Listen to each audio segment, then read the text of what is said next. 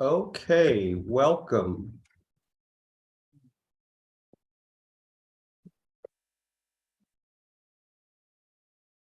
Welcome to the August 2022 edition of the JOCO. And this month's JOCO session is a special edition, right? We aren't meeting as we ordinarily do on the second Saturday of the month, but on the third Saturday of the month, as we found it necessary to make some adjustments in the face of U.S. stepping up its counterinsurgency campaign against all aspects of the Black freedom movement, wherever folks are on the political spectrum. As we know, the mainline civil rights organizations are surveilled just as much as the most radical Black organizations. Slide.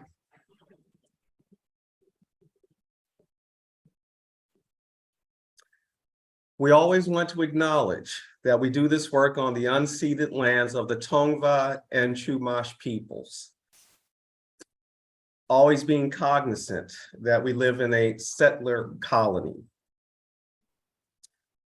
We ask you to mute your mic if you aren't speaking, and keep your video off if you aren't a panelist, or in this case, our special invited guest. And we recommend you select a speaker view to see the panelists on your screen, but of course, that's up to you, how you prefer to view the JOCO.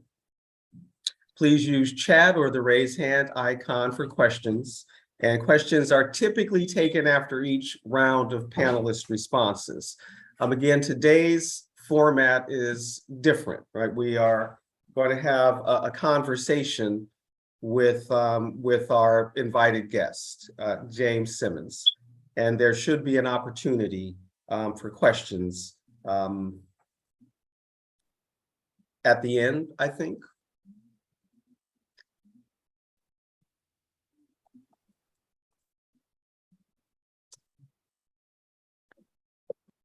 Tasha, I'm going to ask you to step in and, okay, never mind. The problem solved. Whatever you did, do it again, because I can't see the text. And can you move that? Okay, there it is. Yeah, now the quotation is clear from Assata Shakur. Right? It is our duty to fight for our freedom. It is our duty to win. We must love each other and support each other. We have nothing to lose but our chains.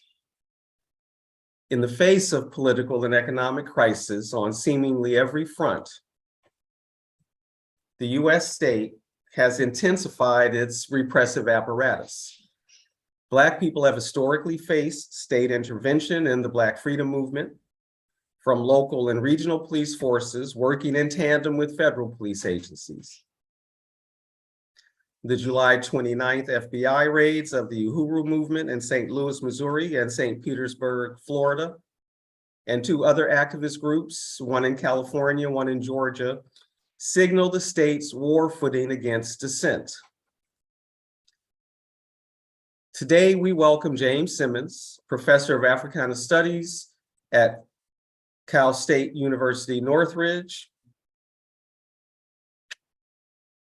professor of law at People's College, and activist attorney for over 25 years, to share his perspective on the use of state power, surveillance, white supremacist civil society, and violence to suppress Black liberation work and Black liberation workers.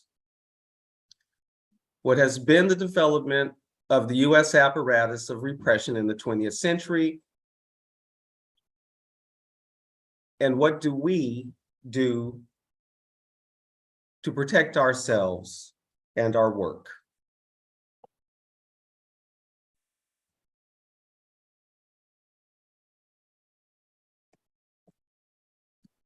So James, And Tasha, we can stop the share now.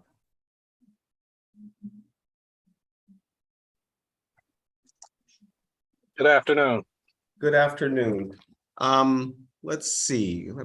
Before I ask the first question, is there any opening comments you want to make?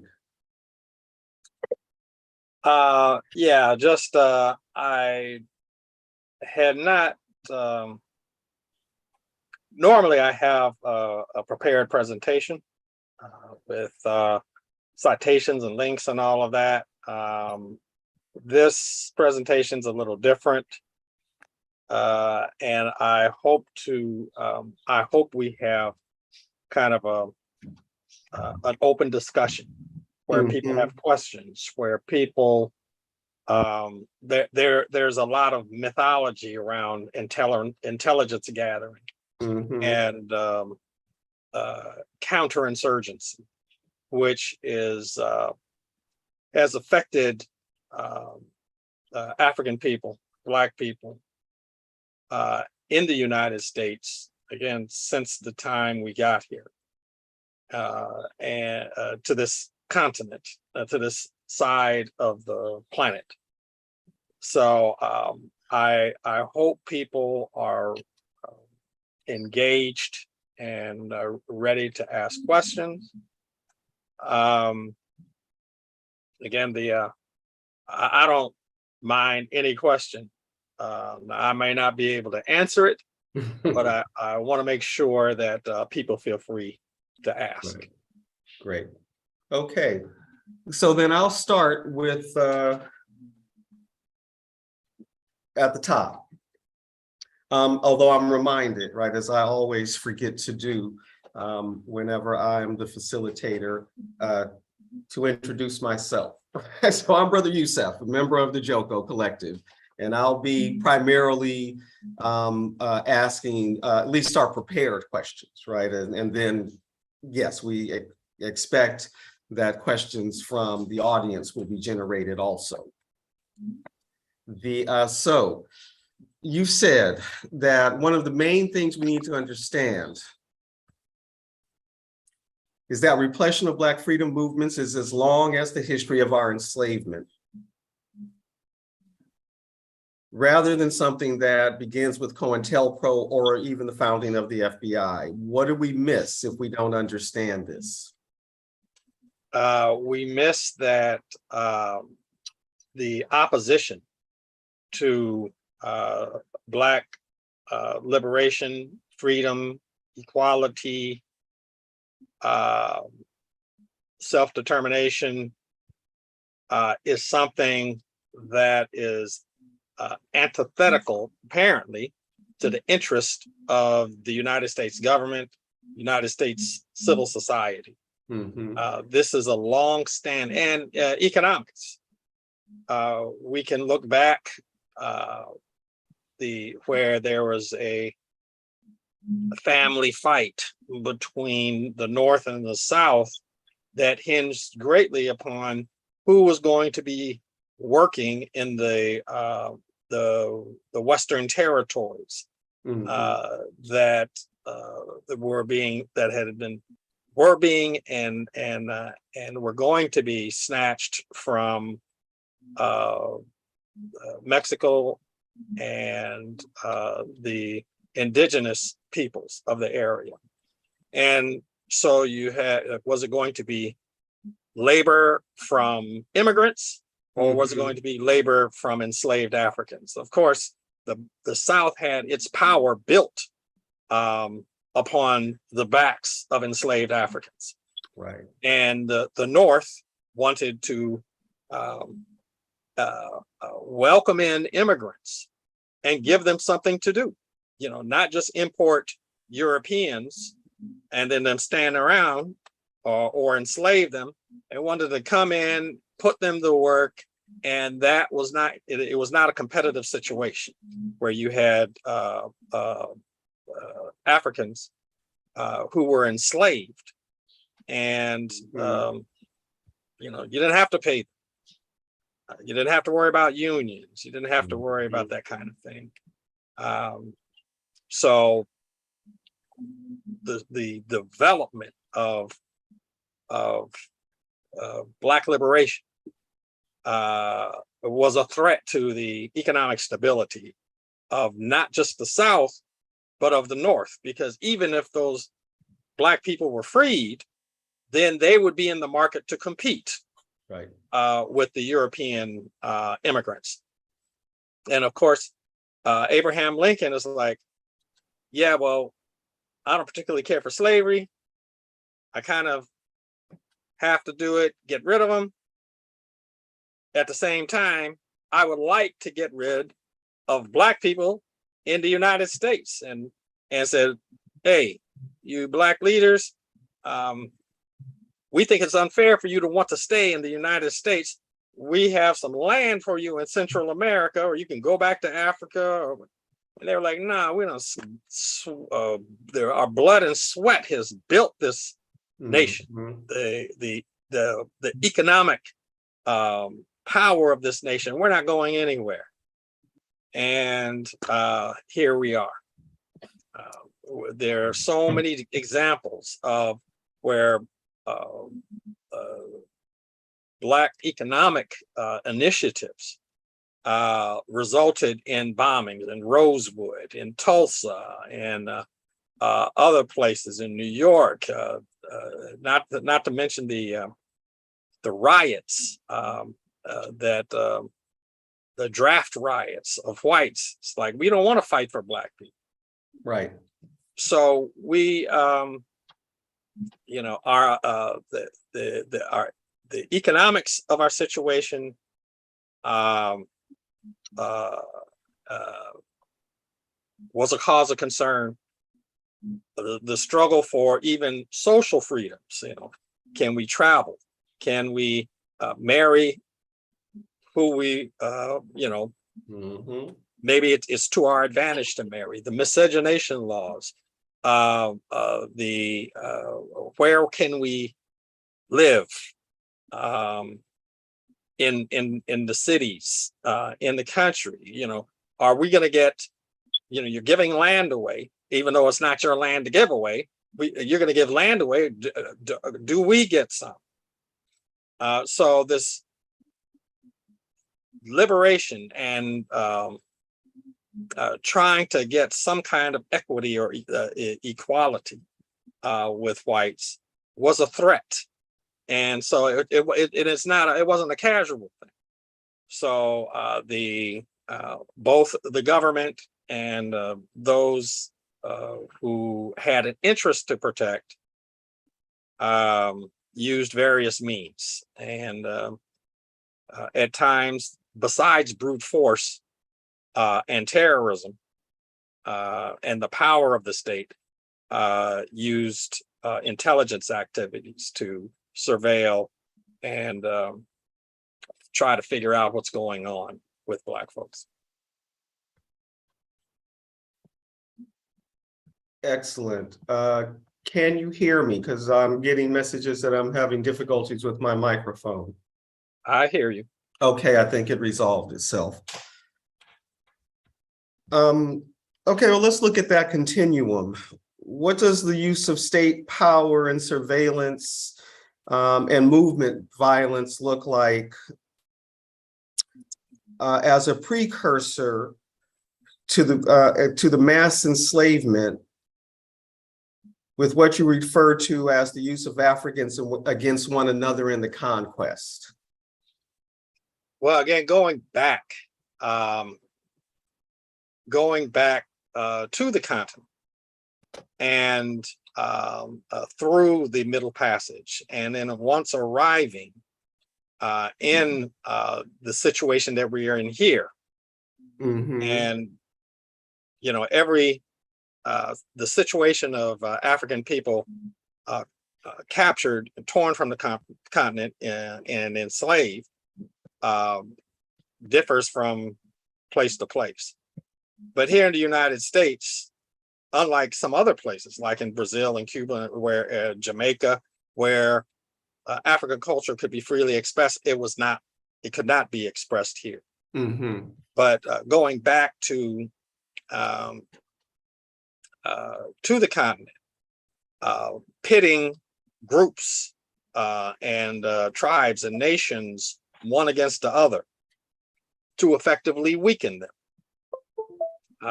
And that has been a long time strategy. The fictional Willie Lynch letter describes it, and I say fictional because apparently it is fiction, but it does describe a certain methodology where you have you set different groups of Black people one against the other, from the north to from the, say, maybe the Akan speaking against the Kikongo speaking, from the Muslims against the Christians, and or the those who have their faith in traditional African spiritual systems. And so there's a certain amount of crushing oppression, but at the same time, it's like, don't trust them because they're from someplace else. Don't talk to them, they're from someplace else. And even as late as the early 1900s, when Germany was trying to conquer Namibia, and the Nama people were engaged in a fight against the Germans, as was the Herero people. And they may have been not friends, they might have even fought each other, but Heinrich Witbooi, who is celebrated as a national hero fighting the Germans, said, sent a letter to I forget the name, it might be San Herero, but sent a letter to the Herero people, the leaders of the Herero, and said, look, we don't need to fight each other. We need to join forces against these Europeans, because they, not only will they conquer us, they will conquer all of Africa. And that letter was intercepted before it got to the Herero leadership. But that was an example where, and the Germans almost wiped the Hereros out. One of the first instances of genocide by the Germans, well before the slaughter of different peoples leading up to World War II and during World War II.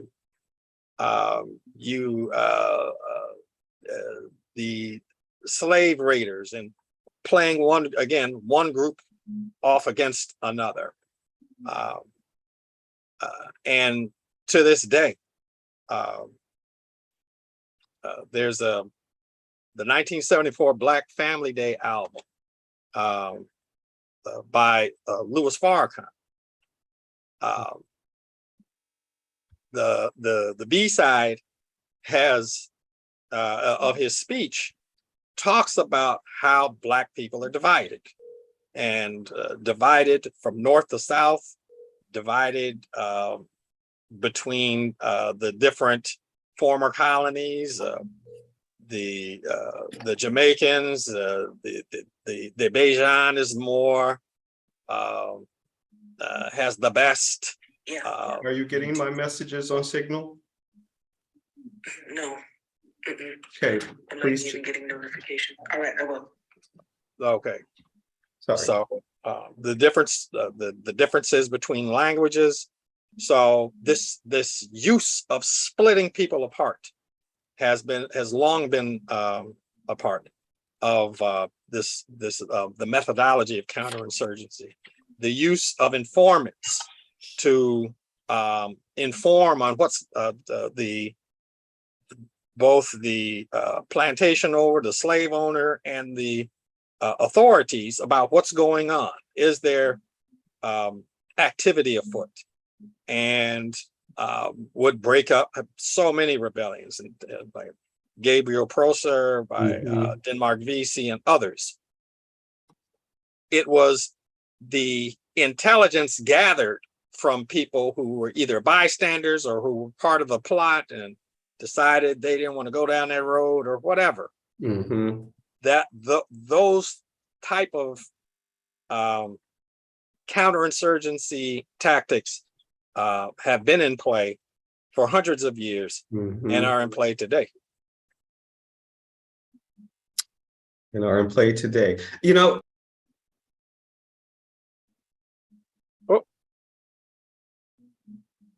Yusef left. Tasha, you are now the host. Okay. I'm sure that's gonna get cleared up in a moment.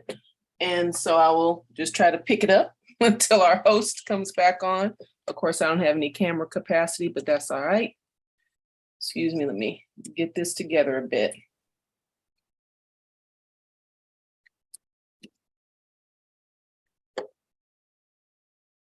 Okay, who's calling in?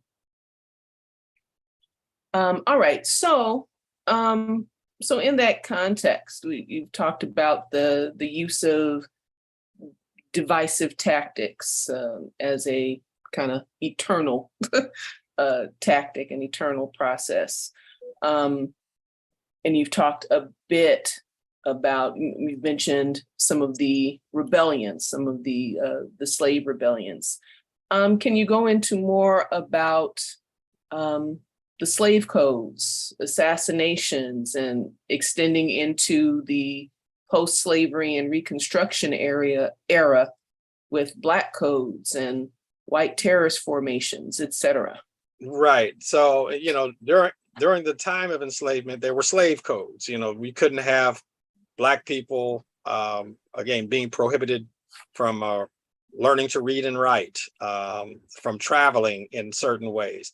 And those in large part being a reaction to actions like the Stonewall Rebellion, where they say, oh my goodness, these Black people are out of hand and they're murdering people and rising up.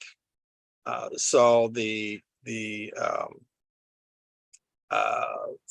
slave codes were put into effect after the enslavement. The Black codes were put into effect. Again, not the newly liberated Black folks, again, had movements restricted, laws specially prepared for them, limitations on access to weapons for defense, limited social interactions. So this idea that tightly controlled Black population and keeping tabs on it. Also during the time of enslavement, you know, there were runaways, you know, and sometimes they didn't run all the way away. They just visiting relatives or friends on other plantations. Maybe they wanted better food. They wanted to escape punishment or whatever, run away and then come back. Well, this had to be controlled. And so once again, depending on other enslaved Black folks to deal with that. You know, there's a kind of a, you know, I don't want no trouble and I don't want to mess with that old stuff because, you know, our master's good and our white people are good. And trying to curry favor by informing on people. And it wasn't just happenstance. These were things that were encouraged and rewarded. So, yeah, the Black codes, the use of intelligence methodology are something that again have been here from the beginning. It's nothing new.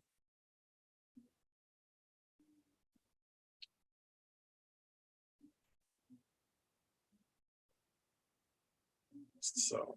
Okay, you are muted. Okay, yeah, there we go. During the post-slavery period, James, and the Reconstruction era, what were the significance of the Black codes in that era?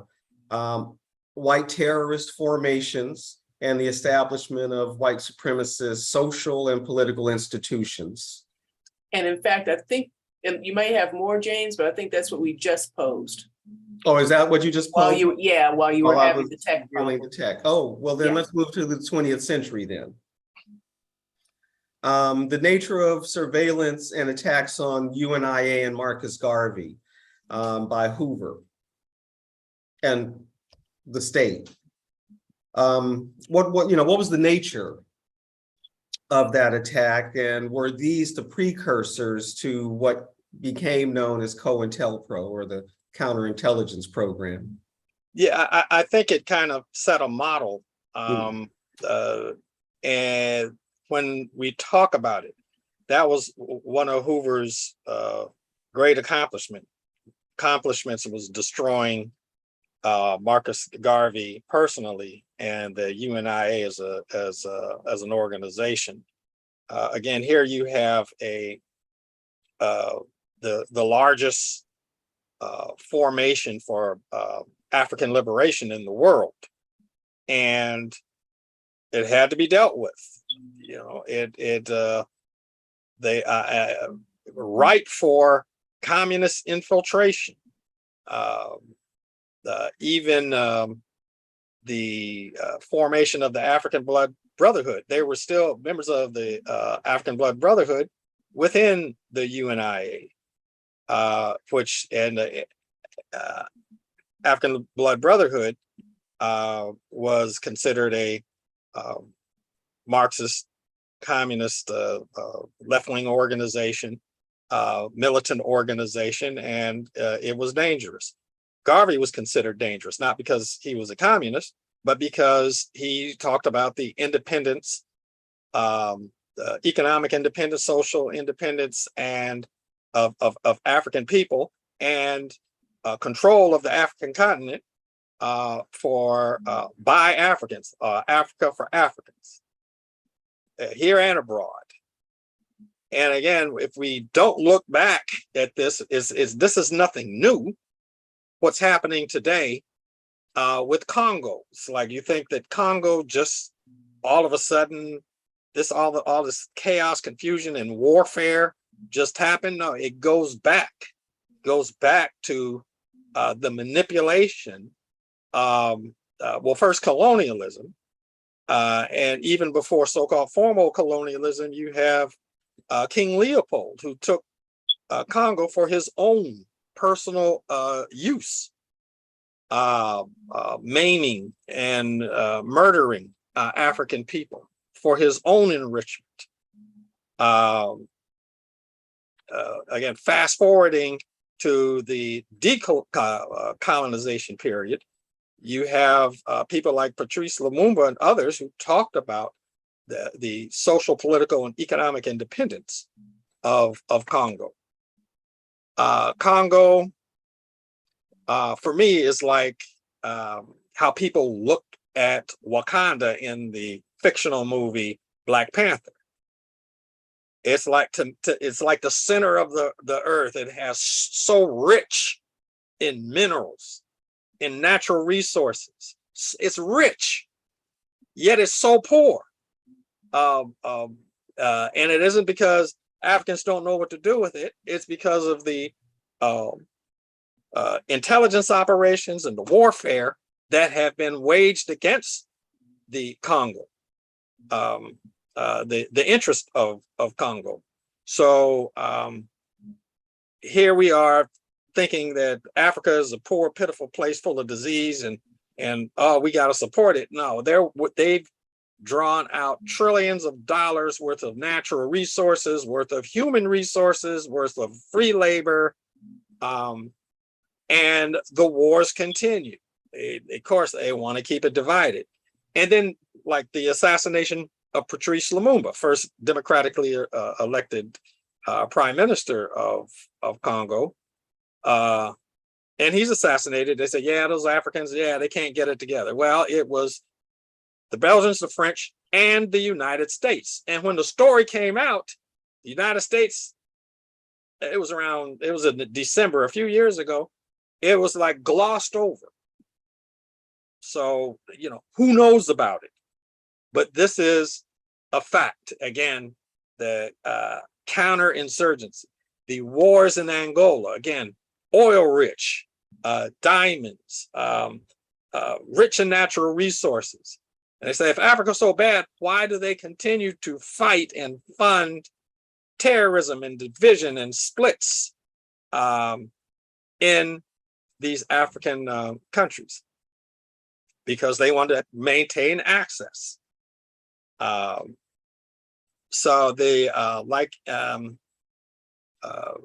in Namibia, let me go back just a little bit. The Tar Baby memo, written by Henry Kissinger. It's like, you know what? We can pick freedom for Africans, or we can continue to support the colonial powers like Portugal and the racist in South Africa and so-called Rhodesia. We can, so we're going to pick the colonists and the racist white minority governments in South Africa and Rhodesia, because we don't think these Africans can get it together. And it's in our interest. These people, again, they're Europeans and they have Western values. Right. And prolong the misery of African people in Southern Africa for decades. Yes. Again, splitting up Angola between three groups. I won't call them liberation groups. You had the MPLA, which eventually won, but then you had the FNLA, supported by the CIA, and UNITA, which was supported by the CIA. CIA, right. Yeah, and again, Black people in the United States actually recruiting for the CIA, for UNITA. And two in particular, Roy Innis and Bayard Rustin, right? Two prominent names in the civil rights movement. Yeah. Working against African liberation. Ostensibly because the MPLA was a communist organization and a liberation supplied by on that question, on the question then of UNITA, Rustin abandoned his commitment to nonviolence? Well, you know, I don't know. And for me, internally, that's always a debate, because nonviolence, even CORE, Congress of Racial Equality, again, those three assassinated in Mississippi, Philadelphia, Mississippi, they always maintain for the civil rights movement, nonviolence. George Bush had a celebration of, was it Martin Luther King holiday or something? And then the next day or the day after, it initiated one of the greatest, the greatest bombing campaign since World War II. Right. And just the day before, he was talking about nonviolence. So yeah, all that, you know, did he abandon it or did he ever have it? Did he really ever have it? Because, you know, that's right. Bayard Rustin is the one who at least gets the credit for convincing King that that was the path, right? And after, you know, his own visits with Gandhi, etc. Right? So, you know, he had his passive non-resistance, you know, bona fides for a while. So like, okay, that part of his history is obscured, right? His support of UNITA. Right. So, and this always seems to be the case, or often seems to be the case. Nonviolence and passive resistance is pushed on the Black liberation movement, the civil rights movement. But they want you to turn around. Oh yeah, you can't be violent, but we want you to go to Vietnam. But we want you to go to Korea. Right, We right. want you to We go want you to support the Somalia. US military. Yeah, we want you to go to Lebanon. We want you to go to Afghanistan and Iraq and Iran at this point.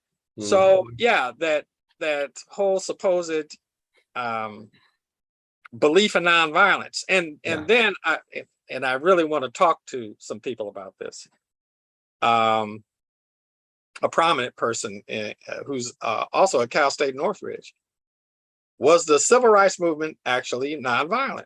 You know, and this is, it's a little off the track, but you're nonviolent. Black people are told to be nonviolent. At the same time, you call the FBI, you call the National Guard, you say, President Kennedy, President Johnson, President Truman, President Eisenhower, please bring troops in so these racists won't massacre us. So then they come in with jeeps and bayonets. That's not nonviolence, but you're calling for them on behalf of the movement. Right. So just because they're soldiers of the United States government with rifles, well, why can't the people in the community have rifles? If they're supposed to be fighting for the same thing, you're calling for them. But again, this is this idea that there's a monopoly of violence. Exactly. The state should have a monopoly of violence. It reinforces that idea that the only legitimate use of violence is the state's use of violence. Yes, even if the state is perpetrating violence against the state. Absolutely. Right. So, you know, what does all this have to do with the FBI and stuff? Well, the FBI, again, attacked Marcus Garvey. Well, not the FBI, let's say J. Edgar Hoover. And I hate to talk about him in terms of a personality. If you notice, when they talk about the FBI on TV nowadays and these attacks on the FBI by the white right, well, they say, yeah, well, the FBI isn't perfect and they do have a history of, because they murdered people and falsely imprisoned people. People still falsely imprisoned by FBI lies and treachery to this day. And the activities of the FBI, it's laughable when you see these people like Donald Trump talking about the FBI came in like the Gestapo. They came in at 10 o'clock in the morning. They came dressed like regular people. They had tried and asked. And, what is this comparison? When throughout the civil rights movement, the FBI, if they didn't do it themselves, they allowed the Ku Klux Klan and the Minutemen and other people to initiate, to inflict tortures and murder and attempted assassinations against the movement and its leadership. You know, Viola Luizzo, who was murdered on a white woman from Detroit, carrying a black male civil rights activist in her car. A group of Klansmen came up, blew her brains out, and then they couldn't find it. It was who did it? Who did it? Well, there was an FBI informant in the car. He gave his gun to the FBI agent and they hid it. You know, what the attack on the Freedom Riders, they allowed these Klansmen, and again, their informant helped beat the activists, the Freedom Riders, with lead-filled baseball bats. The assassinations of so many set up, the violence set up against members of the civil rights movement, activists, leadership, and regular people. So the FBI is far from a benign influence. You know, we're neutral. No, absolutely not. Right. And in terms of law enforcement, force. right? We're not the police. Whatever. Right. And using supporting the laws, like J. Edgar Hoover being anti-black. Mm-hmm. Some people say, yeah, he was black too. Well, he had some black ancestry, maybe, but he still hated black people. There's some Jews who there was just on the TV the other day. This guy's mother was Jewish, yet he was a skinhead and cavorted with Nazis. And there's been a history of that. A lot of self-hating people out there working on in the interest of white supremacy. That's right. I mean, I believe there's a book out there that talks about Hitler's secretary who was allegedly Jewish and entirely too useful to get rid of, but was also a true believer, right? He believed in the cause, if simply enough. So I guess she was going to go marching happily into the ovens. But no, he was too useful. Right? Hitler wasn't going to get rid of him. He was too useful a tool. Yeah. And your comments on the Congo remind me of a statement from Lumumba's daughter that her father had said that if they murdered him, the Congo would be in chaos for 50 years. And I think it's on versus 60 now. Yeah, I was about to say that was overly optimistic. Right. So, well, let's move on to the next question. Well, actually, I think we've covered that. As we went into the civil rights movement. So, what about the Red Squads? Red Squads and anti-communist fervor, and Red Squads in relation to the race squads and COINTELPRO. Can you shed some light on that? I guess we might call red and black intersection. Yeah, right. So you had the Red Squads were pretty much, the greatest threat to democracy and freedom in the United States was communism. And so pretty much every police department had a Red Squad, right? Most notably in places like Detroit and New York, Chicago. At the same time, cities. What's that? Heavily unionized cities. Yes, because of course communists believe in workers' rights, and they were worried about infiltration of the unions with communists. At the same time, you had the southern states worried about black people and communism, but the black people were the more immediate threat. And there are lots of allegations. NAACP was run by communists or influenced by communists or manipulated by communists. Alabama, same thing. This so-called communist threat was one thing, but then the racial units. What are the black people doing? What kind of demonstrations are they going to have? And I think you remember,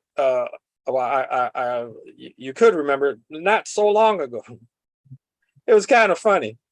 The Black Lives Matter, and I think some Twin Cities, someplace, there was a big mall of the Americas or something, and they had done a demonstration. So they kept saying, yeah, we're going to do a demonstration. We're going to do a demonstration. So the authorities called in all their forces to defend the mall against these Black Lives Matter people. And then they wound up doing something completely different. They used their own intelligence gathering against them. Because they thought they were going to be at this this mall. Again, I think it was Mall of the Americas. They completely tricked them. Okay. Right, because they knew they were being spied on. They knew there were these intelligence assets.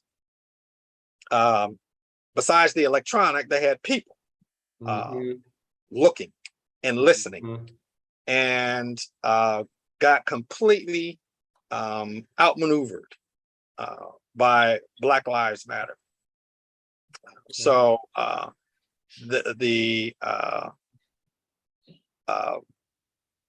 kind of related is the Mississippi Sovereignty Commission, which was there to protect basically white supremacy. And they was like, if you tried to register to vote, if you tried to enroll in a white school, if Black people tried to enroll in a white school, if you did anything that might disrupt, and even in the tiniest way, white supremacy in this white supremacist state, they could go after you. And one brother tried to get into a school, wound up setting him up, and he was arrested, and eventually spent time in prison. I think he eventually committed suicide. So this is where I was like, I wish if I had prepared properly, I would have the name, I would have the place, but It was definitely the Mississippi Sovereignty Commission. Okay. And the race squads in New York, you know, the Harlem riot, in Chicago, in Los Angeles. Again, in Los Angeles, there are various squads, but and they didn't call it a race squad, but in Los Angeles, there was the Public Disorder and Intelligence Division.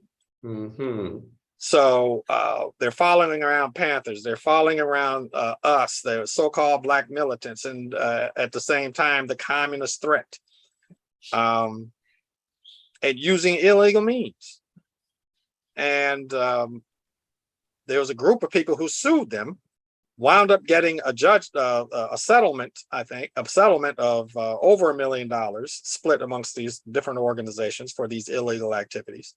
They forced the PDID out of existence, supposedly, but basically they put a new label on it, called it the Anti-Terrorist Division. Right. And, things are better now. When we were doing security for Sam Dijoma, in 1989, when he, I think it was 89, when he came to visit Los Angeles, they assigned 2 anti-terrorist division officers. And this clown had the audacity to say, yeah, we used to look at you guys from behind bushes, and yeah, but now we're on the same side. I mean, how stupid. Why would you even say some stupid stuff like that? Yeah. But you had PDID that spied on organizations, that infiltrated the legal team. That and it was the lawsuit against PDID was unofficially termed COPPA versus Gates, the Coalition Against Police Abuse versus Daryl Gates.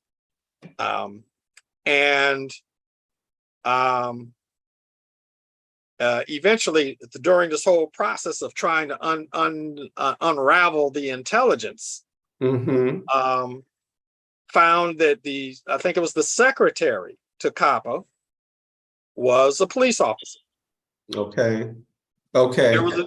There was a tribunal in December 1980.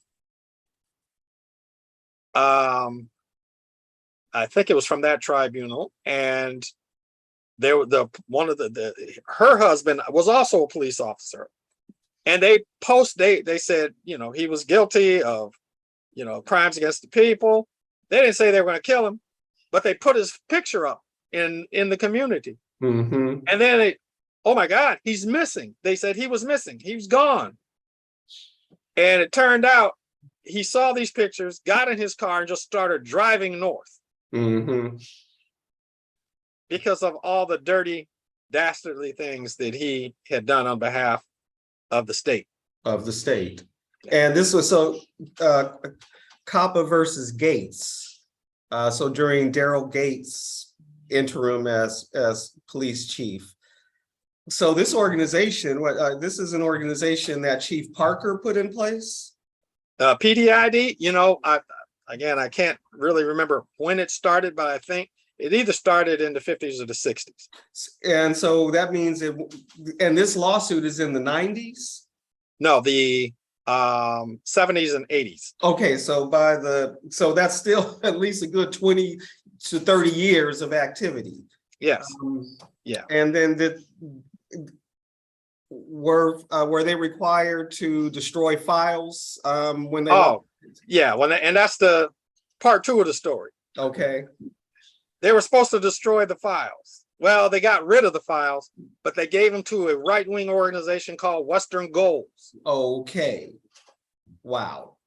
And then when that was discovered, they said, "What happened? You're supposed to destroy these files." Well, people just took them home. They weren't in the possession of the LAPD anymore. Mm-hmm. It's like, that's not destroying files. Right. They should have gave the files to the people who were named in the files. Right. I think. But the spying that went on to left-wing organizations, Black, Chicano, other national liberation movements, anyone who was affiliated with movements that, especially international movements that acted against the interest of the United States, supposedly security interest in places like El Salvador and Iran and Palestine, places like that. In fact, there was the case, the LA-8 in the 80s, where they snatched up, LA-8. 8 activists, 7 Palestinians and 1 Kenyan, Julie Mungai, snatched them up. They snatched out of his finals. Come with us, jailed them, and said, "Okay, we're going to charge you and deport you for distributing communist literature." Well, the communist literature was the magazine of the Popular Front for the Liberation of Palestine. It's like, well, number 1, is that communist? Number 2, stuff that promotes worldwide communism. No, it promoted Palestinian national liberation. But it became a big, big deal. And again, we're talking about methods and of surveillance. Julie and her husband was like the main target, lived in an apartment. Well, the FBI moved next door to their apartment, put a mic in the wall so they could hear what's going on in their apartment, but not just their apartment, in their bedroom.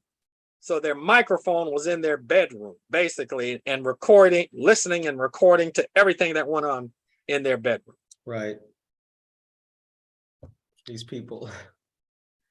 Yeah. So,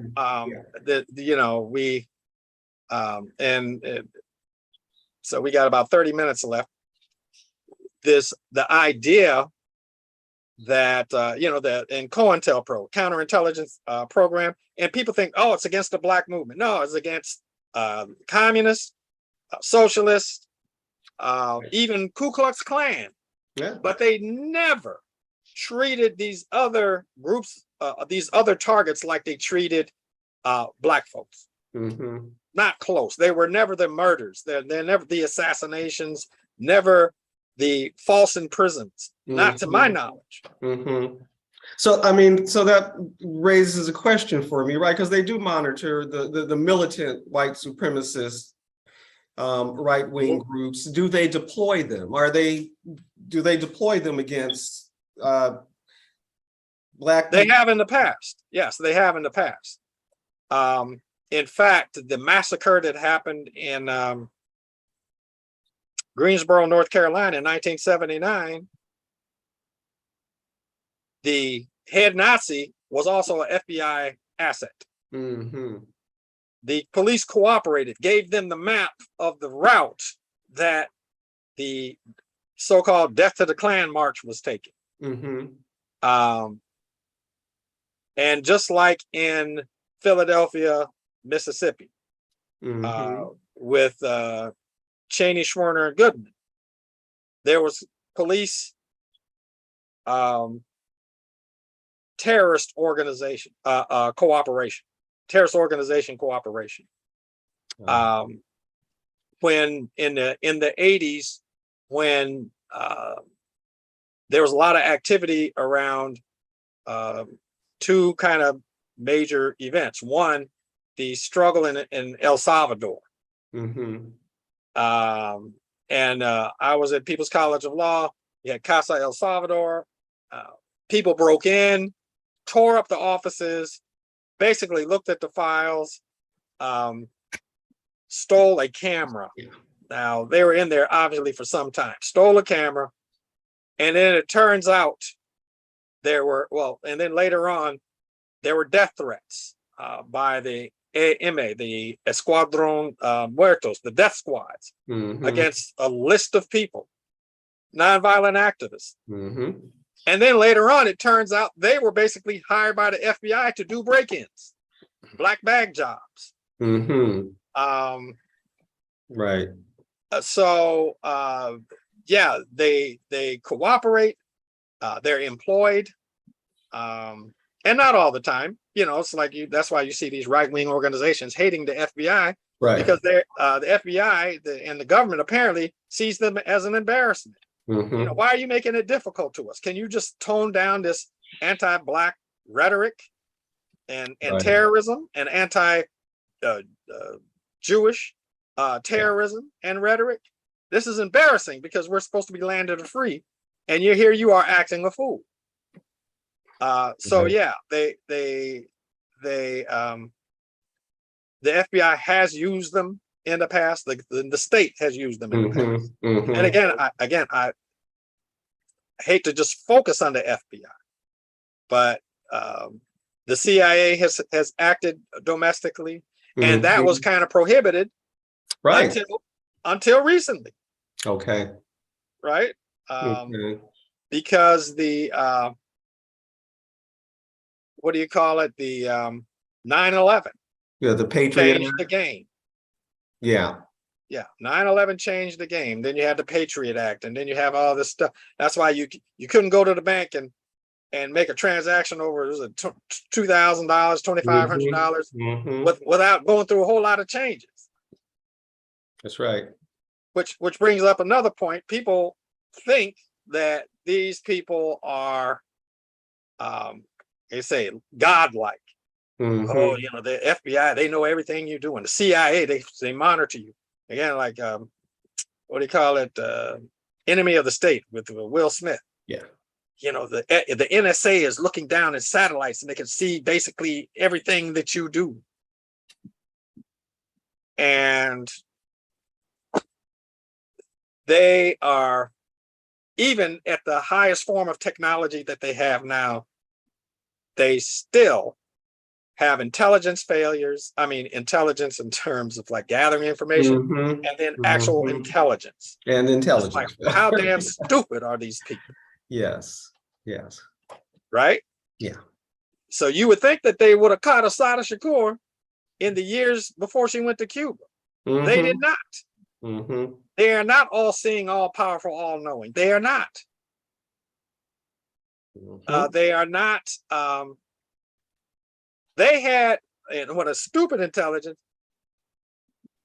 These people were talking about invading the Capitol and overturning the election, having a coup in the United States at least since December, Right. at least a month. And what happened? There was almost a coup. It was almost right. They almost succeeded. Yes. Yeah, and if what's his name, Vice President Mike Pence hadn't beat it out of there, he might have been hung up in front of the Capitol building. Mhm. So these people are not, say, oh, I can't I can't get involved in that stuff because then they'll be coming to my door. But if you're, if they do, so what? I mean, I think, some of the people like G2 Sadiki, of course, has had visits. I've had visits from authorities. So what? Should that stop you? Stop being scared. They are not God. They are not God-like. Yeah. I had one more follow-up. Before we move on, and yes, before that, I too wanted to acknowledge Brother G2 coming in. Welcome, Brother G2. Thank you for joining the JOCO today. I just wanted to ask you real quick about that anti-terrorism division. Did that name change happen after 9/11? Or was that No. all that predated 9/11? It predated 9/11. Okay, okay.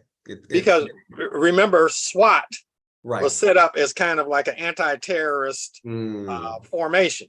Okay. And the Panthers were considered terrorists. And then the Symbionese Liberation Army, who they had, the Panther, the attempt to overrun the office in 1969, December 1969, was an abject failure. Right.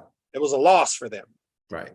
But the burning and massacre of the people inside the house on 54th and Compton, the Symbionese Liberation Army was seen as a great victory. And that's why they have their, they sell pins, or somebody sells pins. Was it 4154? 41st Street, 54th Street. Okay. Look it up if you have the time. I would 4154 pins. Okay. Yeah, you could go, you could buy it. But Okay. yeah, this the idea that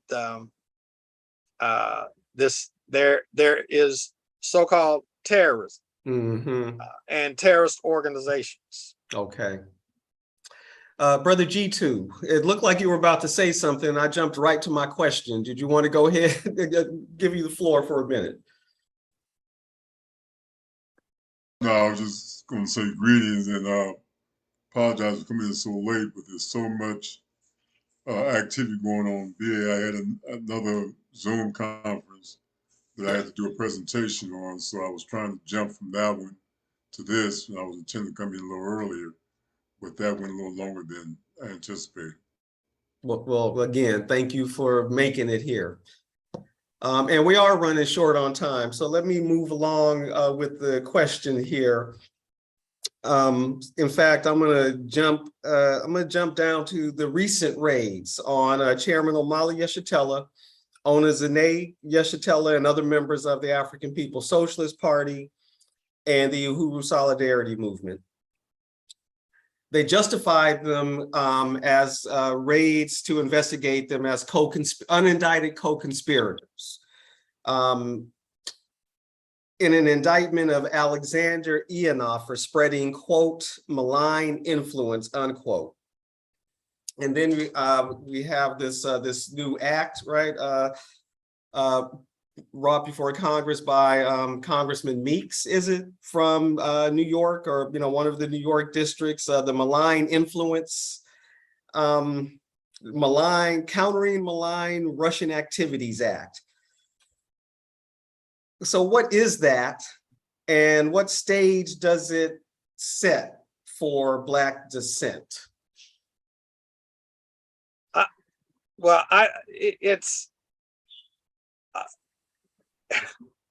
I was almost speechless when I read it. Mm-hmm. The maligned influence. They're worried about Russians gaining some kind of access to governments and resources, Mm-hmm. which have been hoarded by Western governments. Where this neocolonialism by France, by the United States, Yeah, by Great Britain, and keeping the politics and the resources of African nations tied up for the benefit of Westerners. And the act itself says malign influence on countering the interest of the United States. It doesn't say countering the interest of Africans. It says countering the interest of the United States. Well, what about the Africans? right. You don't care about the Africans? Oh, I'm sorry. That's a stupid question. Hell no, they don't care about the Africans. Right. No, that's right. And US this interest. is, this goes along again, decades Mhm, of treachery and deceit. You're supposed to be a beacon of democracy, mhm. yet you assassinate the first democratically elected prime minister, the first Mhm, in Congo. mhm, You overthrow the democratically elected government in Iran. mhm. You invade, I don't know how many countries. I mean, besides Dominican Republic, Mhm, Panama, mhm, Grenada, mhm, Somalia. mhm. Yeah, There's just a multiplicity of countries where there are maligned influences. I mean, who has invaded more countries than the United States? I don't Who think has anyone has supplied, actually. who has supplied military aid? And, you know, Mm, remember Nelson Mandela was a terrorist, and the CIA supplied information to the South Africans so they could capture him. mhm, So that whole malign influence is a joke. And not to say that the Russians are the friends of the Africans, mhm, and without their own objectives. mhm. But if you're going to do maligned influence of the Russian Federation, can we have something about the maligned influence of the French, the British, the Germans, and the United States? And the United States. Yeah. Even Mexico, right? If Right. you could solve the immigration problem tomorrow if the Mexican economy was allowed to develop, Mhm. to benefit the Mexican people. But they don't do it. They, So they don't do it. I remember a report sometime in the 80s that the United States had invaded or intervened in some way in practically every country in the Americas, and between 1900 and 1980 something. yeah, was that the Monroe Doctrine? Right, yeah. It's America's backyard. America's backyard. The Western Hemisphere is America's backyard. And even in the politics of their allies, right? Interfering in Australian elections and probably Canadian. I wouldn't be surprised to Oh yeah, I wouldn't be surprised either. to find that out. We've got 15 minutes left. I have some questions. And exactly, I wanted to open it up for questions from other folks. So Mila, go ahead. Hey y'all, how y'all doing? Thank you, James. Thank you. So when you were talking about the LA8, I was trying to. Oh, you disappeared. Mila, you muted. And it just made me think of okay, I'm sorry, Mila.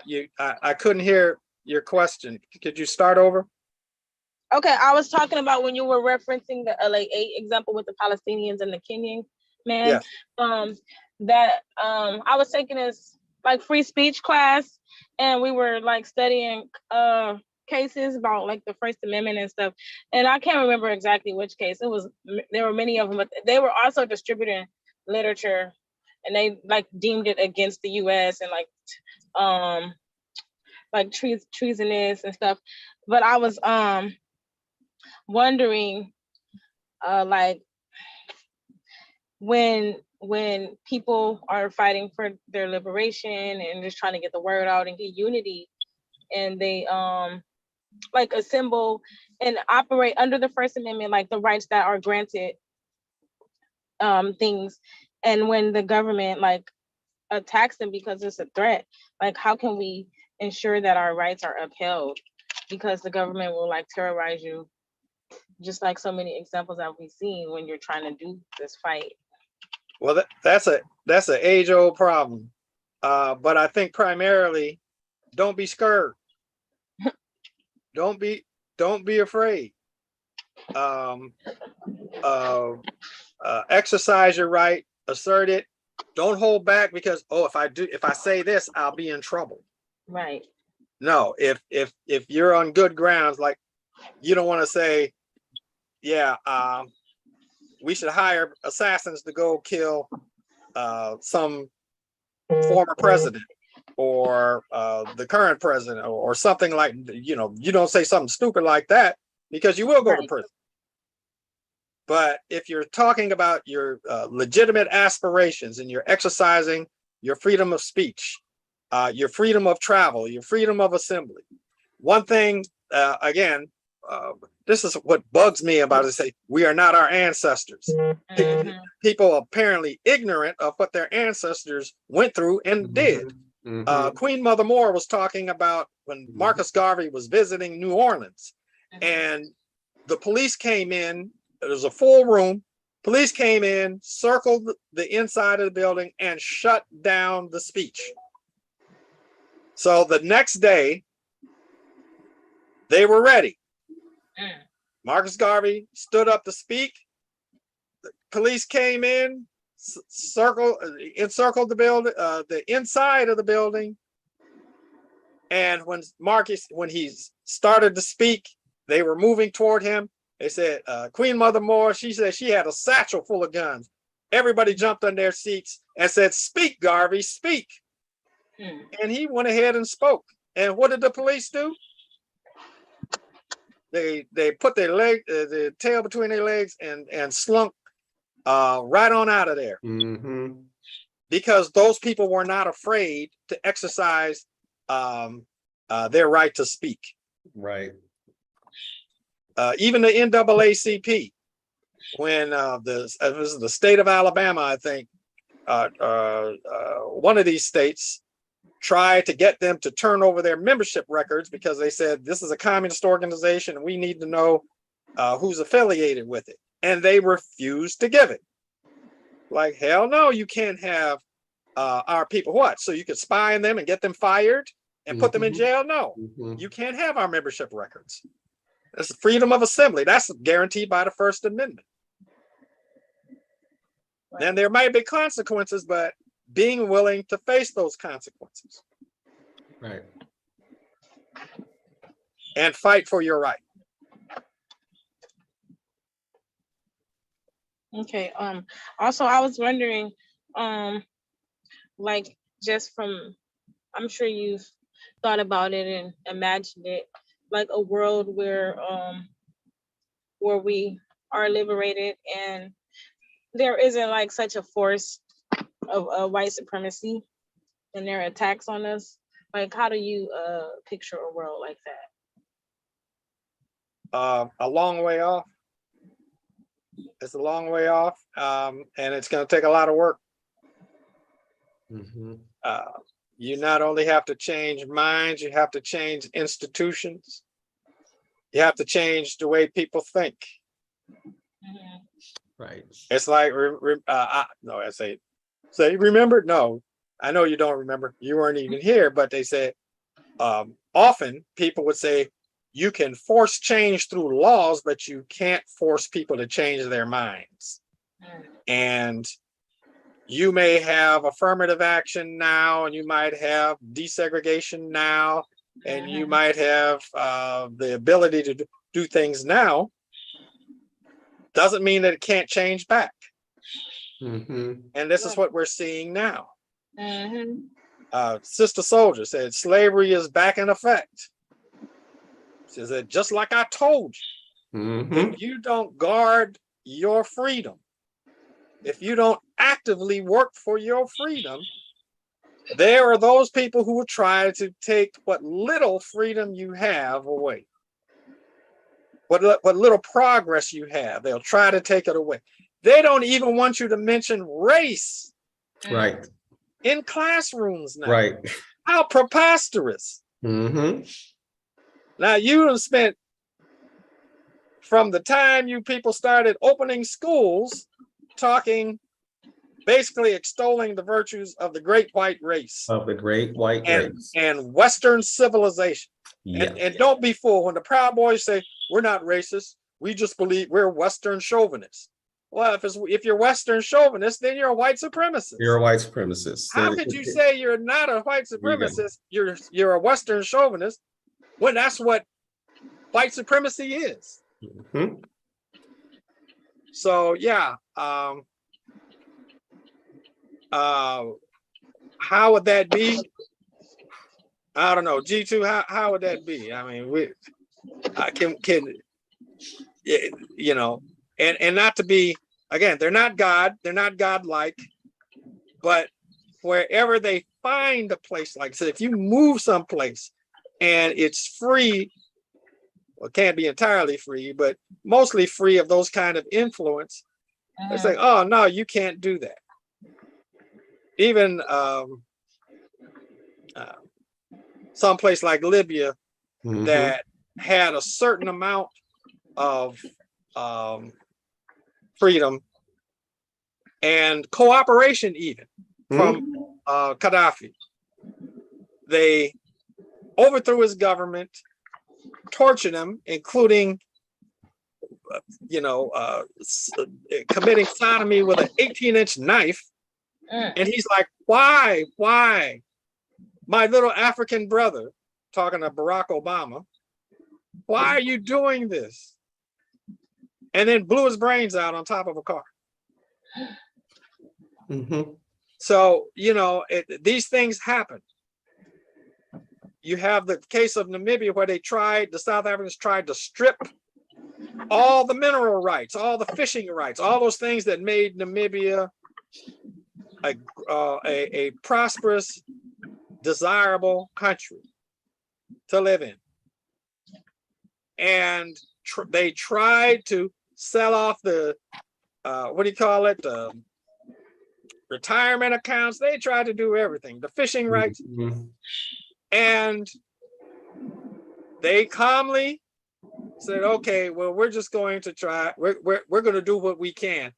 And they prepared for their liberation. They sent their people to school. They set up institutions. They set up the laws. They weren't South Africa. They weren't Zimbabwe. They weren't Kenya. They weren't Angola. They set it up, and it's a stable country that's profiting from its natural resources, and it's not perfect, but it's a far sight better. So Yeah. The process, I think, I can imagine a whole bunch of stuff, but I think to achieve something like that, you have to have a process. You have to engage in the process. Yes. To ever even think about. It's hard for me to imagine that even happening. So after it happened, I was like, I'm trying to think how to get there. Mhm. Mhm. G2, did you want to answer James's invitation? Well, I think he spoke to it earlier when he said, don't be scared. Yeah. We're going to have these challenges, and I recall when I first moved out here to Santa Monica, I'd been there 2 weeks, and I was working on my car, and the alarm went off when I was replacing the battery. And within a few minutes, I was attacked by, or I was accosted by Santa Monica police. Mhm. And he didn't tell me why, but he had the flashlight in my face, and we had this exchange. He wanted me to sit on the ground. I refused to sit on the ground. He wanted me to sit on the curb. I wouldn't sit on the curb. And I found later that, it got kind of intense. Mhm. And I found later that someone called and said, now they didn't tell me that. They said somebody looking suspicious was standing by SUV, which was my car. Mhm. So you're gonna have I've been dealing with this for decades, and you got to be able to stand up to challenge. You got to exercise your rights, and sometimes it's consequences to that. Yeah. There it is. We have like 4 minutes left in the program, which is really enough time to say thank you, and to close the program. But I still want to see if Tasha, do you have a question you want to slip in real quick? I don't have a real quick slip in question, so I'll say we will look forward to. Okay. I mean, the depth and the breadth of the topic clearly requires other programs, other special programs, so we can actually dig into these different areas, you know, in a broader fashion. And even if it has been done, the redundancy, it's good redundancy. Yeah. Because, right, we need to hear it again and again. We need to create more and better resources for people to draw upon, you know, that fits their ears, fits their question, their information level, all those different kinds of things. Because it's just, you know, it's too late in the day. We gotta do what we can to foster general understanding about these relationships. And yes. Well, let me slip one in. go ahead. Brazenly. Because I'm just wondering, like, again, this malign influence thing, malign influence of Russia and what, you know, et cetera. And I'm just wondering, do you see it, the possibilities or the likelihood of a chilling effect on international organizing and solidarity movements, particularly solidarity movements with Black people here, and then, you know, our efforts to work in solidarity with groups internationally? Is there, could there be a chilling effect? Or even is that the attempt? I think possibly, because again, when they attacked the LA8, they were doing it under the guise, not attacking the Palestinian liberation movement, but under the guise of attacking worldwide communism. When they talked about, when they were trying actively, Chester Crocker has the audacity today to say that his proudest achievement was the independence of Namibia, when he actually worked overtime to prevent the independence of Namibia. But he did that under the guise of countering Soviet influence against the MPLA. And so, yeah, they will cloak whatever they can. And it's just sorry. It's just maddening to see the Congressional Black Caucus even thinking about supporting a bill that it's in itself a malign influence. Yes. All right. That answered my question. We are at 3 o'clock. That was awesome. Thank you, James. Yeah, we have to continue this conversation. We have a whole set of questions we didn't get to. And we know the issue isn't going anywhere as long as we are fighting to be free. And even if we ain't fighting to be free, right, they're still trying to, you know, keep tabs. So yeah, and can I make a quick announcement? The Black August Martyrs Tour, touring spots of resistance and martyrdom, will be next.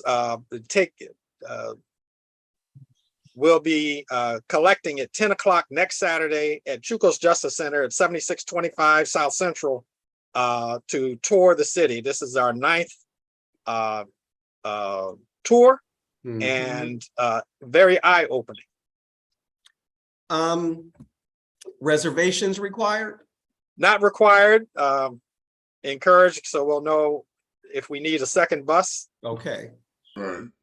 And people can, there'll be COVID testing, and those people who don't want a COVID test or for whatever reason can also caravan with the bus, however many there are. Cool. Can I add on to that real quick? Also on that tour, will be one of the comrades who was actually involved in one of the incidents where they attempted to, LAPD attempted to assassinate these comrades, Harold Taylor. So he'll be there to talk about exactly what happened when they shot over 300 rounds into their car, and what saved them, just as what saved brothers and sisters on 41st and Central, was they shot back. They shot back. Self-defense. Self-defense. There we go. All right. Thank you all.